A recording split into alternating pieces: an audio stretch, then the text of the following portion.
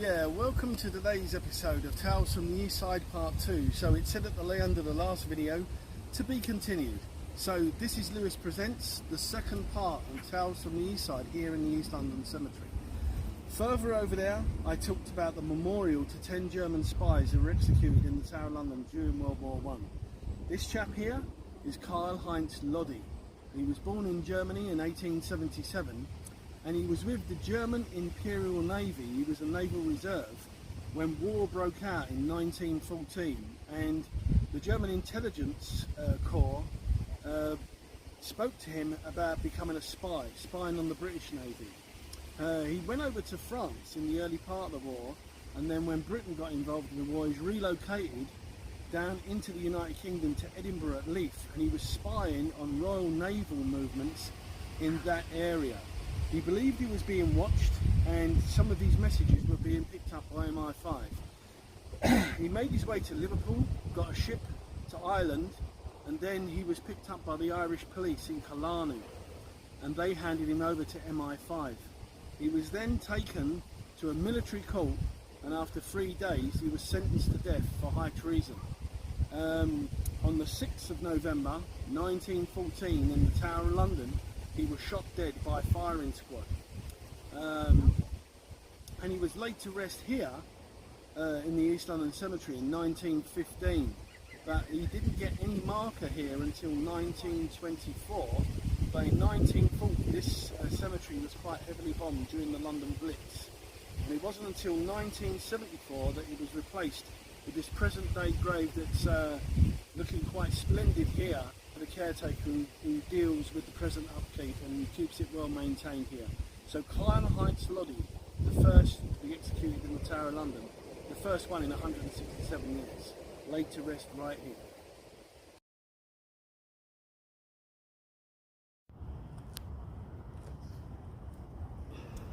Yeah, hi. So I'm at the HMS Albian Memorial here, where the story begins. It's the 21st of June 1898, and the HMS Albion, that was a dreadnought Royal Navy destroyer, was being launched at Blackwall on the Isle of Dogs. And they said that as it came down the landing ramp, it created a tidal wave, and the water splashed and it hit a viewing gallery where there was 200 people. It gave way, and those people went into the water. The HMS Albion and nearby boats went out to save as many people as they could, but it resulted in 35 people being drowned, and that's where this lovely memorial comes in today. Two people that were viewing that launch that day was the Duke and Duchess of Windsor. They weren't there when it happened, but that was the future King George V and Queen Mary. They said that it was the first time that actually anything was captured. A person there had a cine camera. It was captured by a guy called Robert Paul, and you can actually view the launch on YouTube. It was actually caught on camera. So the HMS Albion here, 35 people that sadly didn't make it back from the launch that they witnessed that day at Blackwall.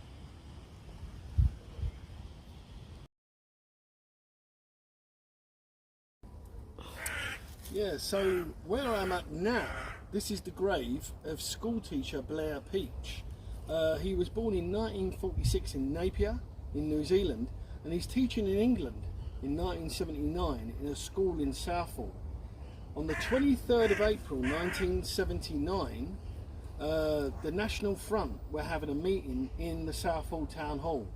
Police were drafted in from all over. There were 1,200 police there, and Blair Peach was part of an anti-Nazi League rally against the National Front that were having that meeting. The SPG group were going in, and they were dealing with people with brute force. They said that Blair Peach was hit over the head by a member of the SPG. He was knocked unconscious, taken to hospital, and he died that evening. After that, the inquests began, and they basically said death by misadventure. Basically, the police covered up. They closed ranks.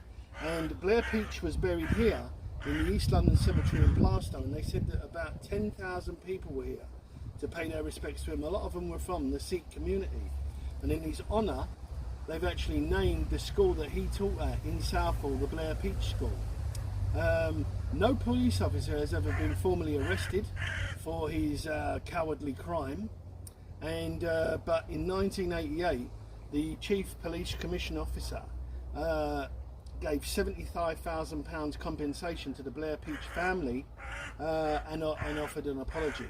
But to date, no police officer has ever been arrested over the death of Blair Peach, who was laid to rest here in the East London Cemetery, and it's not a well kept grave. Hopefully somebody is going to, you know, polish this up now we've done this video. But Blair Peach, the Southall school teacher.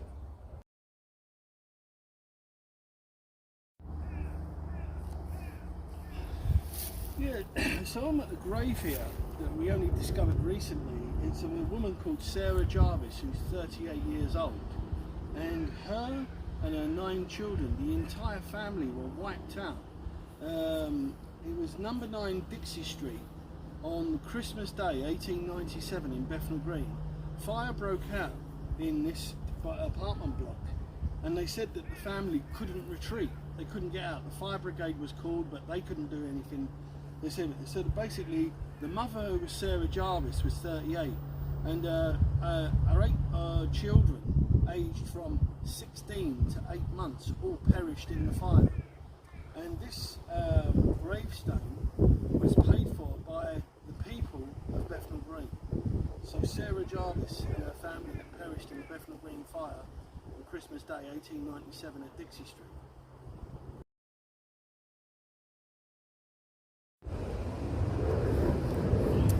So I'm at the far end of the East London Cemetery, with the grave here of Benjamin Batt. Now this chap here, when the Upper North Street bombing happened at the school on the 13th of June 1917, they said he was the first one to come out of the school. He was the school caretaker, and he had his son Alfred in his arms, who sadly was dead. He was 5 years old, and they said that the trauma of what happened to him that day, in them days they called it shell shock. In these days we know it as PTSD. Obviously the nightmares, the flashbacks, the death of his own son was obviously too much for him. And sadly, on the 1st of November 1917, aged at 31 years old, this man took his own life. And he was buried here in the East London Cemetery, about 50 yards away from where his son is buried in front of the mass grave. Benjamin Batt was the caretaker of the Upper North Street School in Poplar when it was bombed on the 13th of June 1917.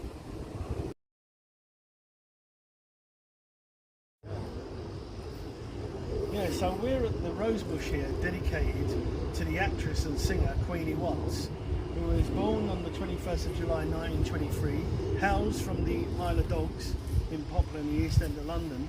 And this woman was a singer, an actress, and also ran her own pub. She was made famous in things like Sparrows Can't Sing, a film that was shot predominantly in the East End of London in 1963. She's actually in the film singing in her own pub, the Iron Bridge Tavern. She was also in Up the Junction, Poor Cow. She appeared in the movie Holiday on the Buses. She appeared in several TV series such as Dad's Army, Steptown Son. She was in a series called Romany Jones with James Beck and Arthur Mullard, and in a spin-off series called Yes My Dear. The last thing she ever appeared in on TV was Play for Today in January 1979, entitled Waterloo Sunset, where she was in an old people song. And that was the last thing she did. And then, sadly, she passed away on the 25th of January 1980 in the East End of London.